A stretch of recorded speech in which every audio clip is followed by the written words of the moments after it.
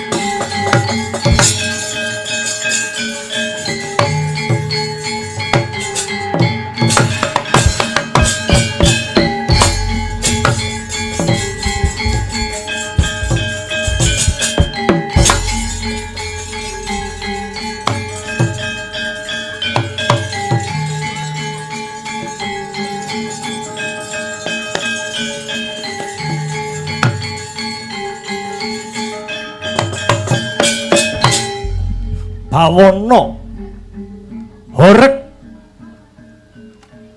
banjir banyu kaduraken kathah manungsa kang samya ngombe banyu lali congkrah tebih panembah nguber bondo sami sulaya tebih tresna minger kiblating jalma nyebar kanistan tanpa rasa kamanungsan kang rasa unggul miwah kuwasa ingkang kuat nindes kang sekarat padudon saenggon-enggon samya dadi korban kawengisan.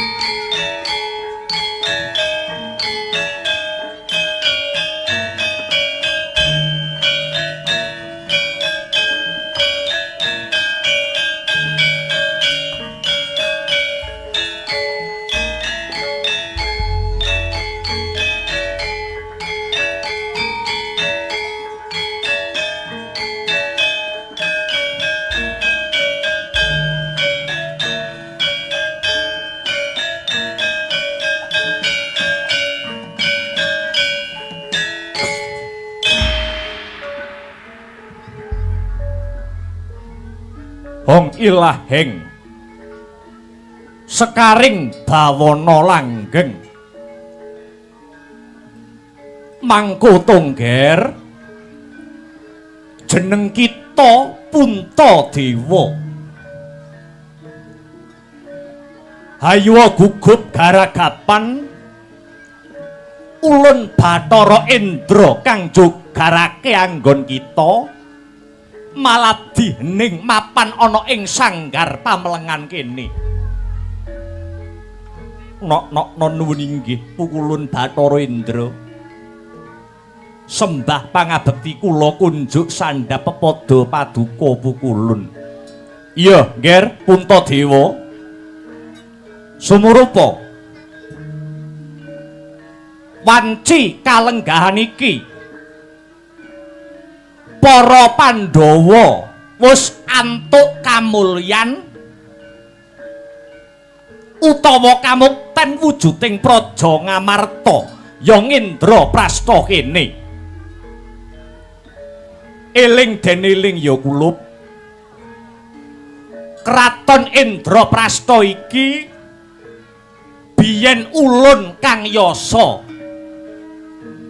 mula sinebut Indraprastha karana Bathara Indra kang yasa kraton iki. Ulup Puntadewa sakwuse para Pandhawa nampa kamukten lan kamulyan prayogane para Pandhawa enggala ngadani upacara syukur kunjuk mring Gusti kang murbeng dumadi amrih prajamu negaramu Indraprastha kene sakawulane kalis saka rubeda lan sambi kala apa wae ya Ngger. Duh Pukulun Bathara Indra ngaturaken gunging panuwun awit paduka Pukulun paring pituduh dumateng Puntadewa. Cetanipun para Pandhawa kedah ngadani upacara syukur pancen bener. Upacara syukur kang tak karepake iki winastan sesaji Rajasuya.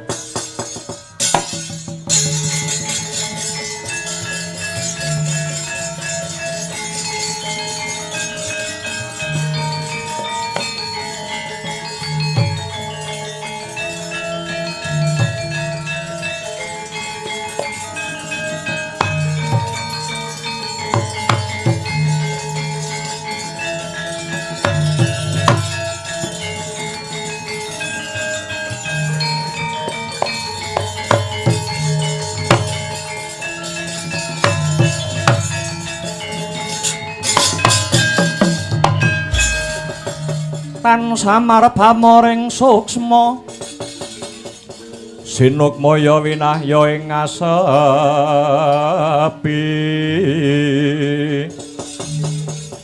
sinimpen teleng ing kalbu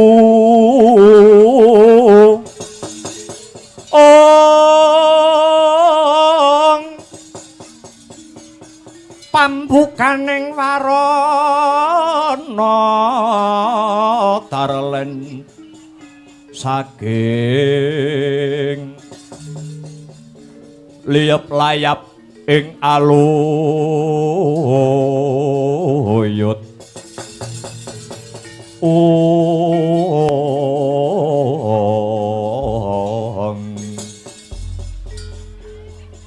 sesaji Rajasuya. Iya Ngger. Lajeng Pukulun tata caranipun upacara syukur ingkang winastan sesaji Rajasuya kala wau kadosa pundi? Prasajan kemawon kula dereng ndungkap duh Pukulun.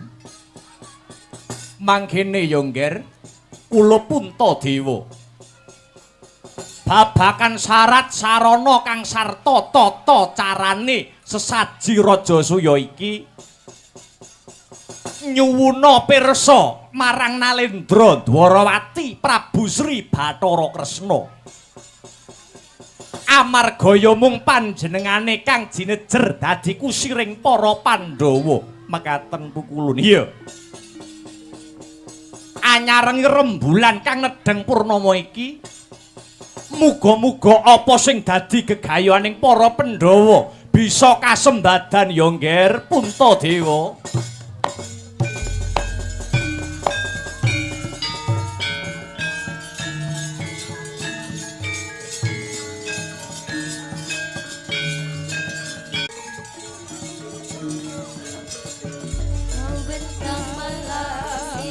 Purnama bulan terang melayang senyuman rindu menghadang lamunan sepi sirna rempung kedamaian kau bentang malam sinar purnama bulan terang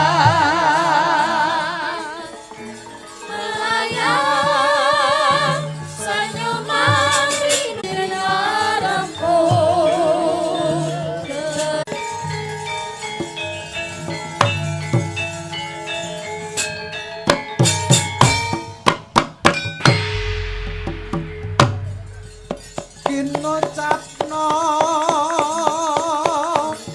Nalendra angkara murka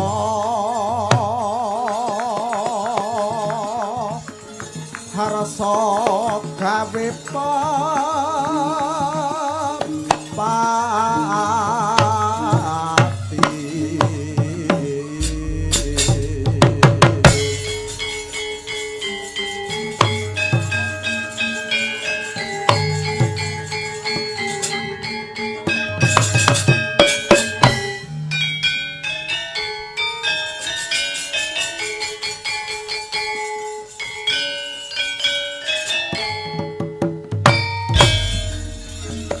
rakit Trinlalendra nangge sang Puntadewa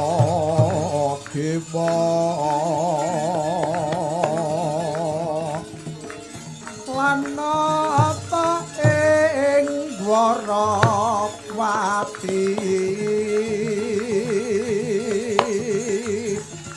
lan ing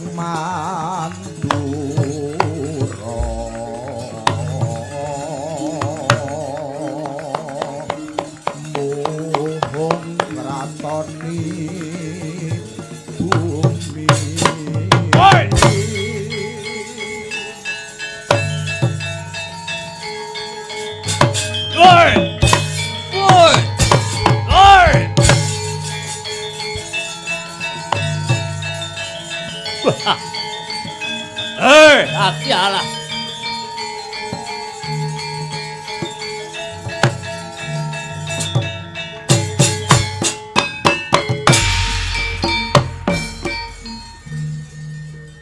Ratu Magoda Prabu Jarasandha.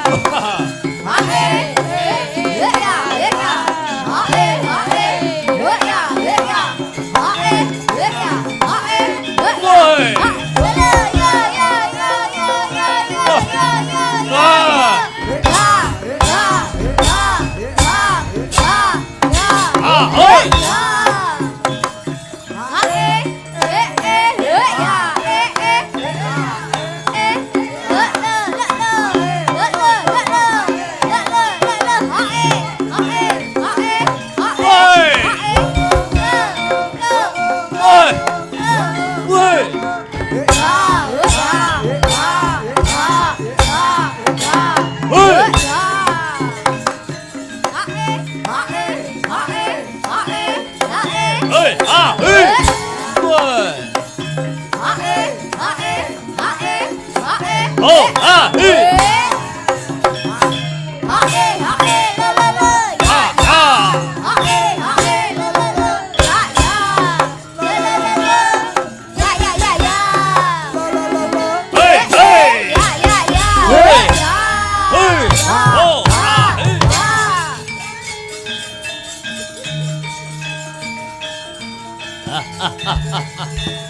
Hey! Ah!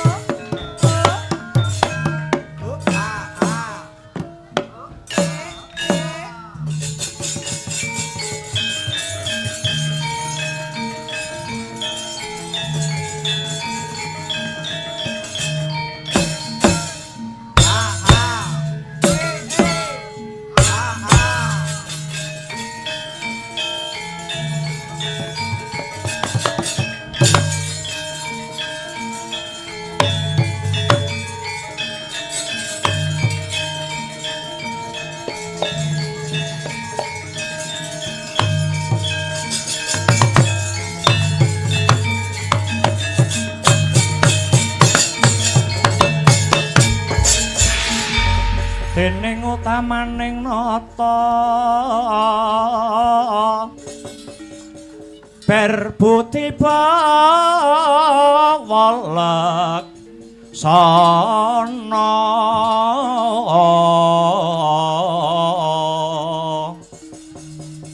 lire berbuti mangkono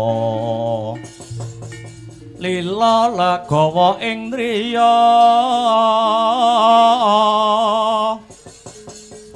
hangga ganjar saben dina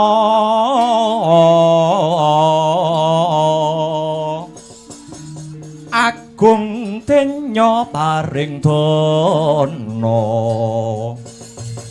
lire kang bawa laksana ana tapi pangandika Yuwang Dede Kala Ludara Mas Patik Raja Dewaku ya bandaku ya amalku dhewe anak Anung Anindita putraku bocah bagus Kulup Jayatsena nuringgih Kanjeng Rama ingkang putra pun Jayatsena ingkang kepareng sowan wonten ngarsa paduka Kanjeng Rama keparenga kula ngaturaken sumungkeming pangabekti mugi kunjuk sahandhap pepada paduka Kanjeng Rama Dewaji. Ya. Wis ndak tampa gawe bombong mongkok rasane wong tuwa. Ora liwat pangestuku tampanana ya ngger anakku bocah bagus Jayatsena. Puja pangestu ingkang rumentah sampun kula tampi. Kula candhi mugi handadosaken arah daging kayuwanan kula Kanjeng Rama. Kaget kowe tak timbali. Kados pundi?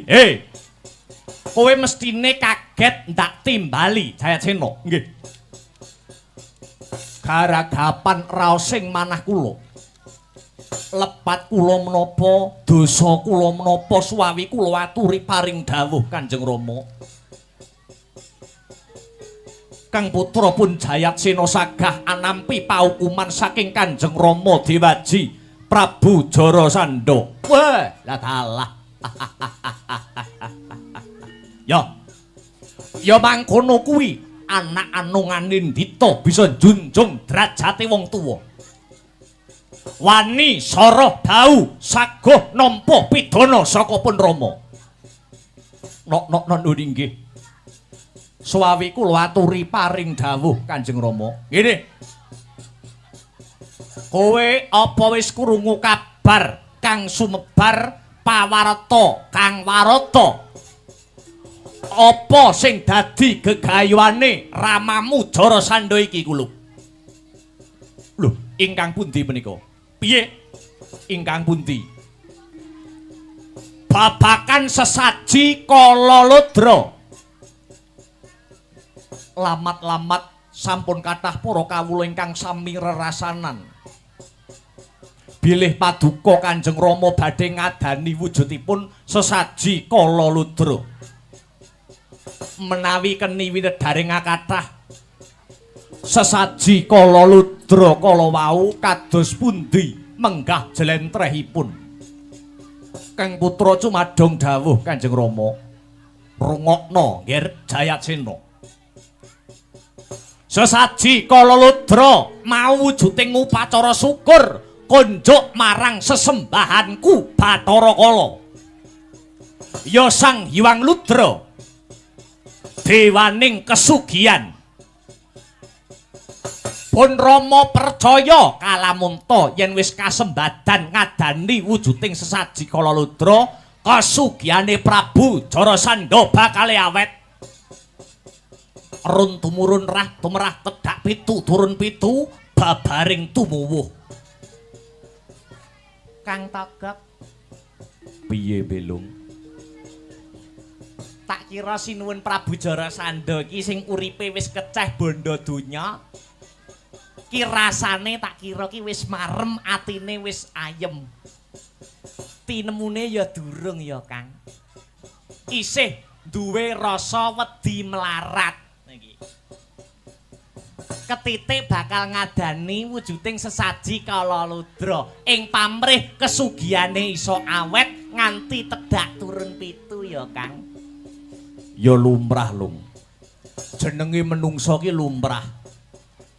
Jenenge menungsa ki ora kulana, ora etana. Yen kelangan siji bandane, loro pangkate, iki jelas wedi. Ayo. Kamangka wong lanang ki yen sugih, yen lagi nyekel dhuwit ki rumangsa aji mumpung. Terus adat saben nggo royal. Apa ya piye ta? Wis rumus kuwi Kang. Rumus, heeh. Wong lanang ki nek saya sugih, saya nakal, nek wong wedok ki saya gelem nakal, saya sugih. Contone, nggih. Contone guyangan. Oh iso guyangan barang. Jayatsena kados pundi Kanjeng Rama? Sing tak ajab kanthi pun Rama ngadani sesaji Kalalodra iki supaya bisa dadi ratu-ratune jagat. Yen pun Rama sembada ngadani sesaji Kalalodra bakale dadi ratune wong sak jagat gumelar. Kesugihan ku awet nganti tedak pitu turun pitu. Kabeh mau kanggo sapa? Kabeh mau ora ana liya, ya mung kanggo kowe, anakku bocah Sigit Jayatsena. Sakwise pun Rama lengser ke Prabon, besok sing dadi ratu ora ana liya kejaba mung jeneng sira Jayatsena. Ya iki sing jenenge napake anak putu. Kuwi lho Lung. Piye? Sinuwun Jarasandha iki ketang tresnane karo putrane, merga sing diajab besok dadi ratu ki ya anake dhewe.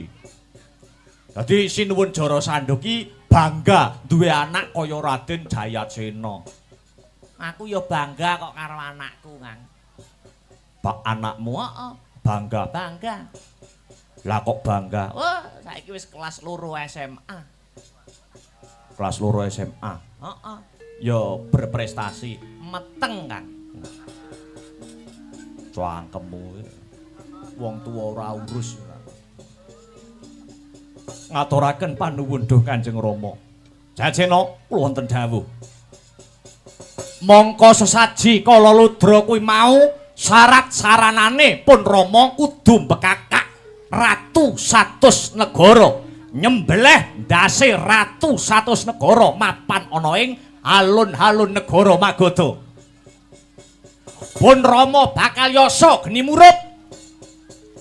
Sak rampunge ratu 100 negara tak bekakak utawa tak beleh ndase ratu 100 negara bakal tak jegurke ana geni murup. Bebarengan kelawan kuku sing dupa kang gumelun. Kabeh iki tak unjukke marang sesembahanku Bathara Kala ya Hyang Ludra kanthi srana iki pun Rama bisa ngratoni jagat raya. Waduh Kanjeng Rama.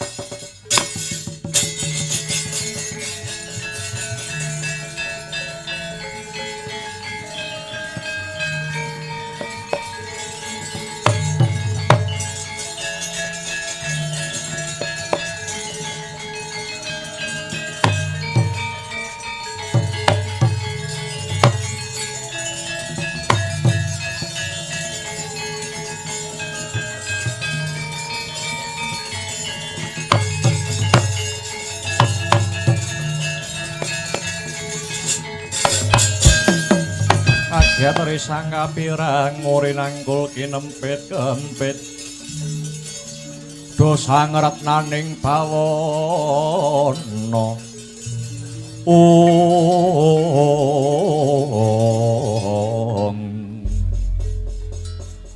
Kanjeng Rama lepat nyuwun pangapunten menapa sampun dipun penggalih lamun to badhe bekakak ratu 100 negari kala wau. Menapa sampun dipun penggalih babagan tuna lan badhenipun Kanjeng Rama.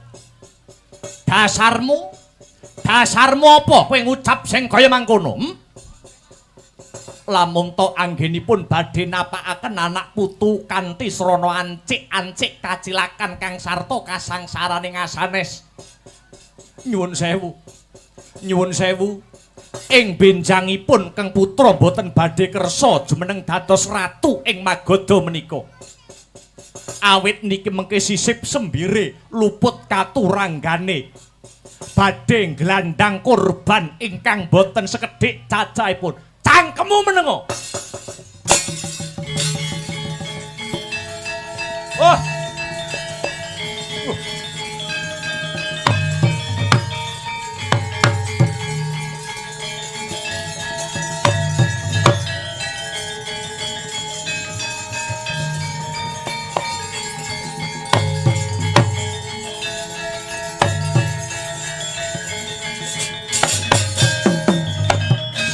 Kaca montap lerke netap duka yayasinipi Jojo bang mawinga-winga hangis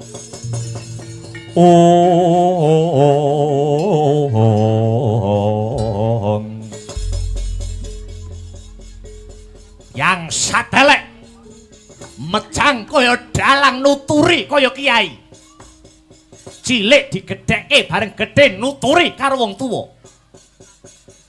Anggonku bekakak nyembelih ratu 100 negara iki mung kanggo dapurmu le. Jayacena. Besok kowe yen wis dadi ratu mung kari ngepek ayome, ngepek kepenake, ora usah rekoso. Nanging Dewaji. Nanging kula mboten sarujuk. Menawi kedah ngagem sarana ingkang daksya mengaten awit wonten paribasan cukup ora ana gunane aku duwe anak kaya dedapuramu ketimbang nyepet netra ngrereget rambah Magoda pedang liganku sing bakal nyikar gurumu bosen aku duwe anak kaya dedapuramu. Jayatsena. Sinuwun, kula ingkang sowan sinuwun.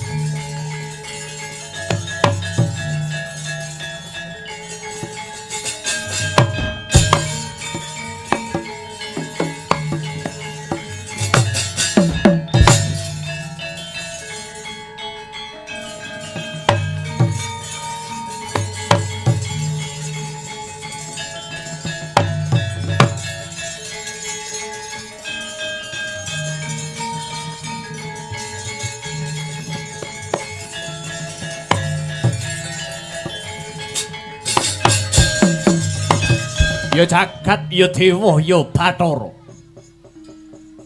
Yen ora sisip panduluku iki kaya tekane Hamsa, Dimbaka lan Supala kang marak ana ngarsaning sun. Lakar kados mekaten Sinuwun. Lakar kasinggihan Sinuwun. Lho nggih Sinuwun. Piye? Piye pawartane anggonmu ndak utus ngerangket ratu cacah 100 negara? Apa wis entuk gawe? Mugi kawuning ana Sinuwun.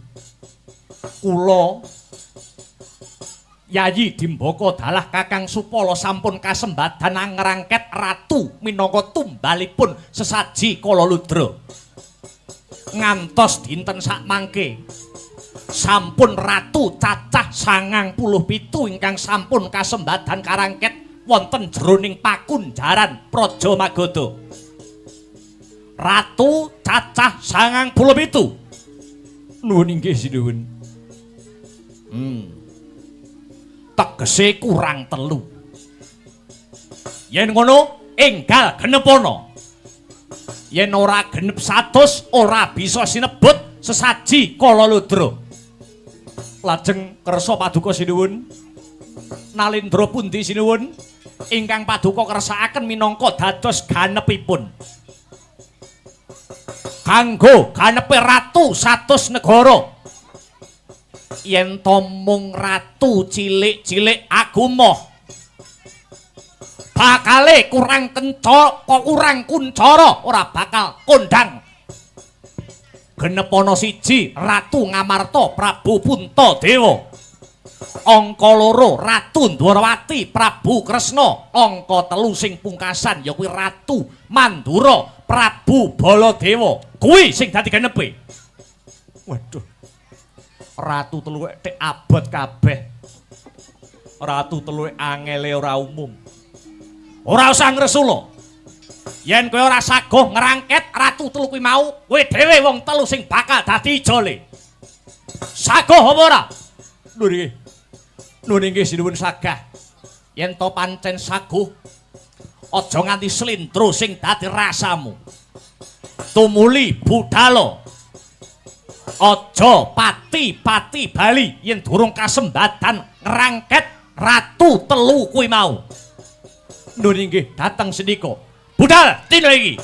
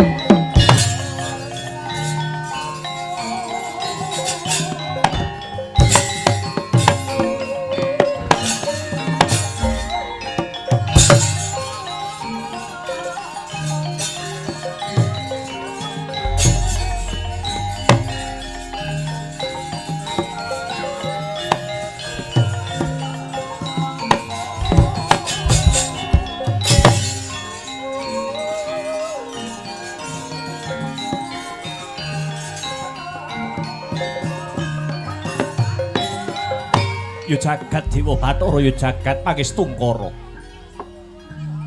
Nista temen pakartine Kanjeng Rama Dewaji. Kukuh bakuh kaya Tuguwaja. Duweni niat kang angkara murka kepengin nyembelih ratu satus negara. Aku kang dadi anake kudu kepiye? Abote panandang kaya mikul bumi. Duh Dewa. Jayatsena nyuwun pepadang Dewa.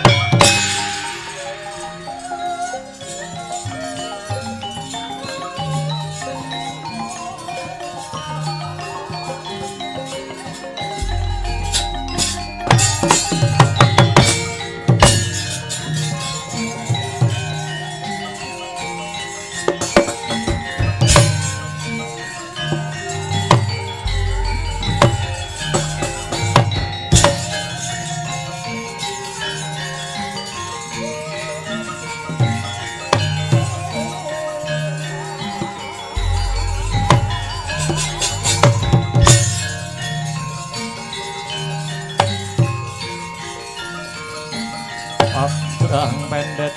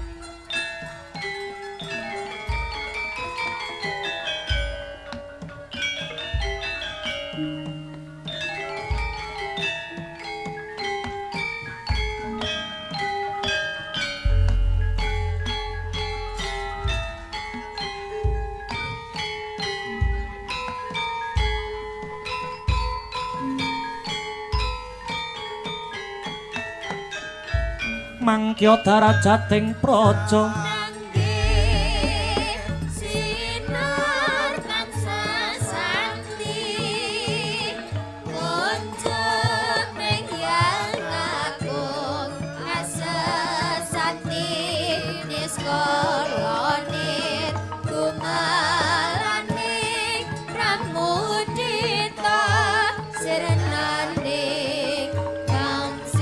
Durjana sinar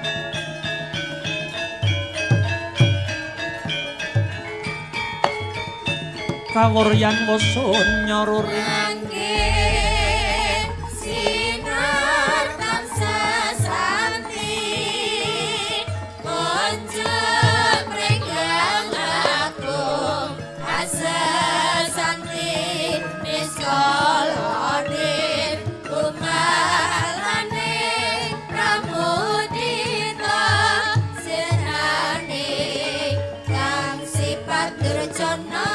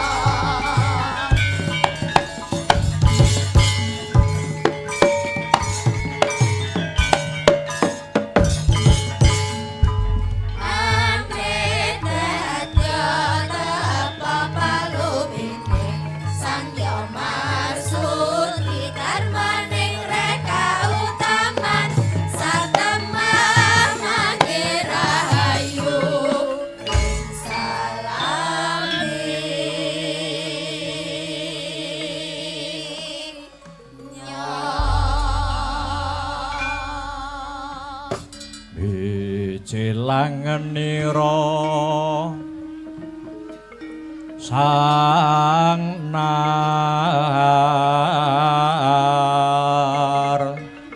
pati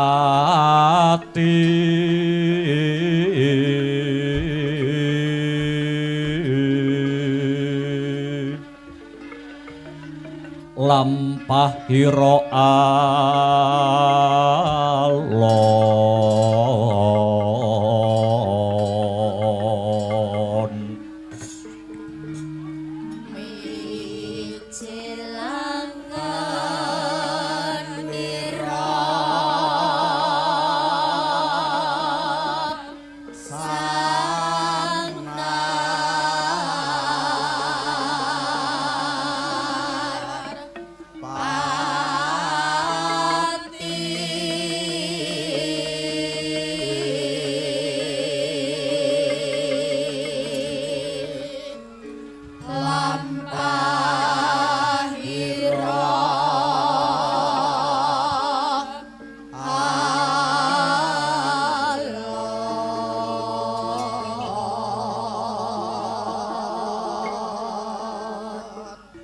kinarabak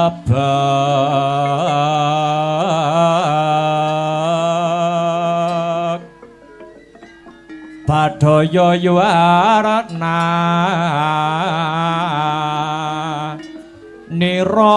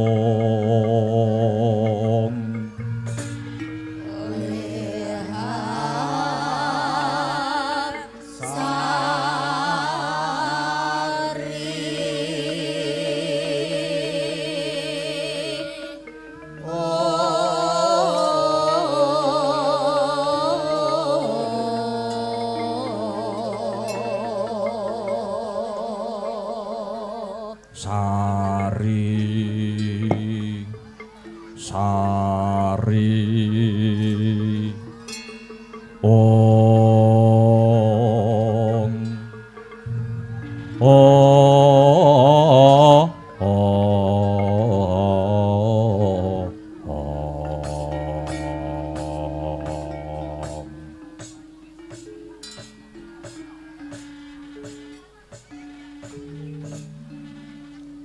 Yuwang suksma mangadi luwih payungana marang panjenenganing ingsun kang angka sepisan ora lirwa ngaturake rasa puja lan puji syukur kang jero tumrap purbaning Gusti kang akarya jagat kang wis malimbarake berkah kenikmatan keselamatan kang sarta kawilujengan lair kang sarta batin marang Prabu Puntadewa sumrambahe para warga Gung ingkang mapan ana negara Ngamarta kene.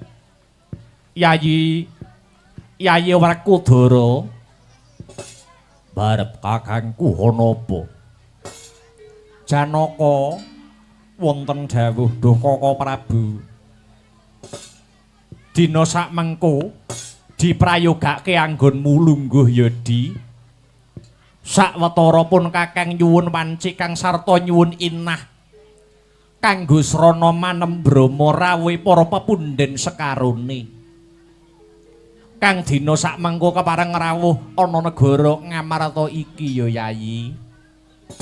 Ya sasana saha wanci tak borongke marang barep kakangku anggone manembrama marang pepundhen-pepundhen kang padha kepareng rawuh. Matur nuwun Werkudara. Duh Kaka Prabu. Kaka Prabu jejimat pepundhen kula donya prapting delahan. Kaka Prabu Sri Bathara Kresna. Sak rawuh paduka Kaka Prabu Sri Bathara Kresna kula ngaturaken kasugengan tumrap rawuhipun jeng Kaka Prabu ing Dwarawati. Kawula nuwun inggih Yayi. Katampiya andadosaken saya raket supeket anggenipun kekadangan ing antawisipun Dwarawati lan Ngamarta. Kula Prabu Kresna dalah Yayi sami aji sumrambahipun kadang-kadang kula para Pandhawa boten langkung taklim kula mugi kunjuk wonten ngarsanipun Yayi aji ing Ngamarta. Kawula non nun inggih Kaka Prabu. Gorawalan anggin kula mundi kapetekaken jaja rumeketing Wardaya miwah ana rah daging kayuwanan boten langkung sumangga kula dherekaken lenggah ingkang prayogi Duh Kaka Prabu. Kawula nuwun inggih Yayi karaos boten kirang prayogi lenggahipun kang Raka ing Dwarawati. Kaka Prabu Kaka Prabu ing Mandura sami sugeng rawuhipun Kaka Prabu Baladewa wonten ing negara Ngamarta menika Duh Kaka Prabu. Wih, lah salah. Yayi, niring sambikala jinangkung dening panguwasaning zat ingkang murwing zat. Satemah Anjalari lulus Raharja praptanipun Rakanta ing Mandura. Wiwit bidal saking negari Mandura ngantos dumugi ing negara Ngamarta tansah ginanjar kawilujengan lahir batin. Kaka Prabu dalem Yayi. Sak rawuh paduka Kaka Prabu kang rayi ngaturaken pasegahan panakrami mugi kunjuk wonten ngarasanipun Kaka Prabu ing Mandura. Nuwun inggih Yayi. Dahat katedha kalingga murda seh panakraminipun Yayi Aji Ngamarta ingkang rumentah dateng Rakanta ing Mandura. Kosok wangsulipun Yayi. Kosok wangsulipun puja pangestawanipun pun Kakang Kewala. Mugi kunjuk wonten ngarsanipun Yayi Yudhistira. Nuwun inggih Duh Kaka Prabu. Katampiya dados pengaji-aji boten langkung sumangga Kaka Prabu kepareng lenggah ingkang prayogi. Nuwun inggih Yayi. Kula kinten sampun boten kirang sekeca anggenipun keng Raka marak seba wonten ing negari Ngamarta menika. Kejawi saking menika Duh Kaka Prabu slendra ingkang raos slendra ingkang batos andadosaken kagiat sajroning manah dupinjeng Koko Prabu ing Dwarawati dalasan Mandura Kesdu rawuh wonten Stinggil Praja Ngamarta. Keparenga kula nyuwun dawuh baya wonten wigatos ingkang pundi ingkang rayi Ngamarta sumedya ngangklungaken jangga hanilingaken karena nyadong rumentahing sabda pangandikanipun Koko Prabu ing Dwarawati. Bremara reh manguswamya ngambrangangang kadikaronaning kasuhasih ring marga Hamalatgung risang ganta mastrat maca lengleng lalu mangulati Surya mangrangsang wayah Surya mangrangsang wayah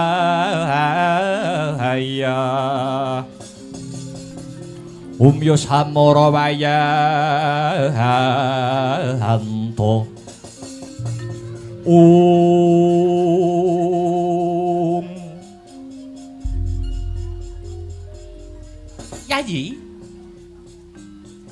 Yayi kadangipun pun kakang ingkang saklangkung kula tresnani kamuni ngono prapanipun pun Raka Sarimbit wonten negari Ngamarta sepisan tilik dumateng kayuwananipun kadang para Pandhawa puji syukur kunjuk dhateng Gusti kang ngakarya jagat awit sedaya para Pandhawa tansah pinayungan kebagas warasan dungkap angka kalih.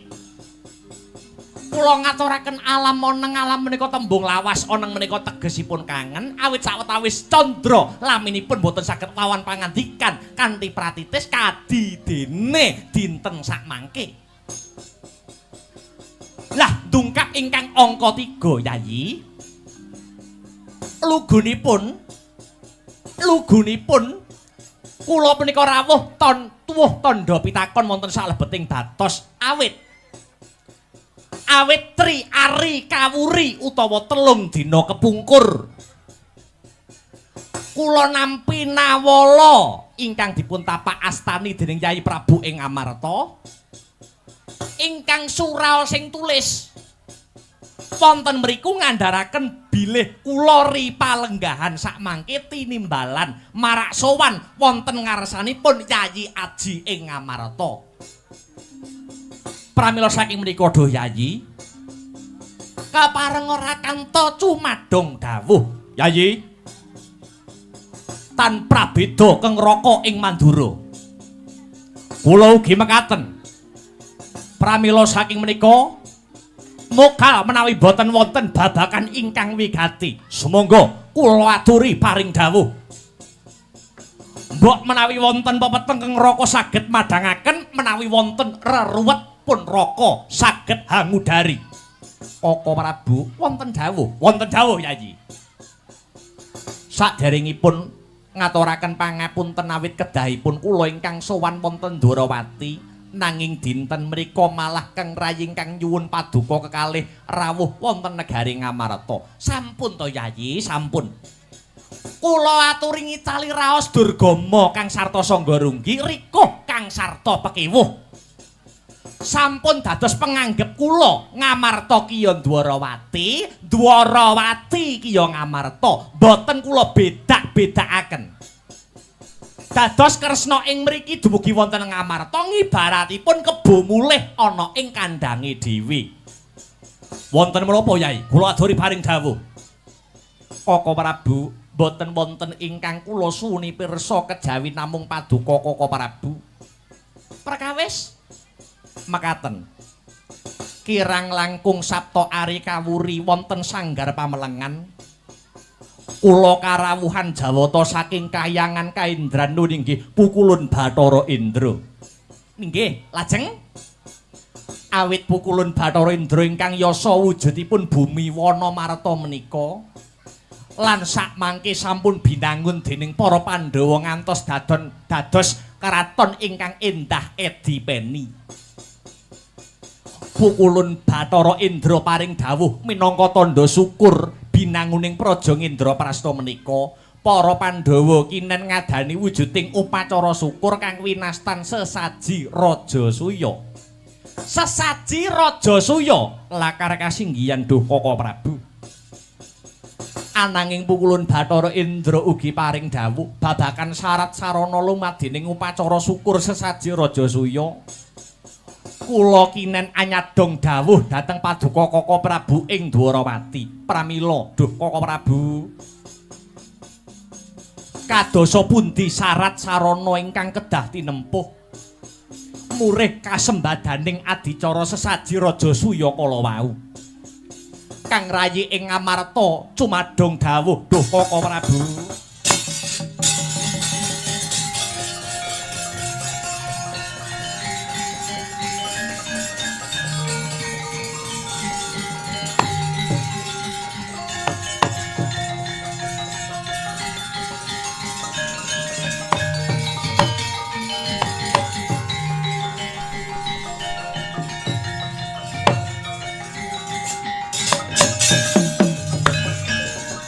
Kadangmu padha warahan dena becik besok amendem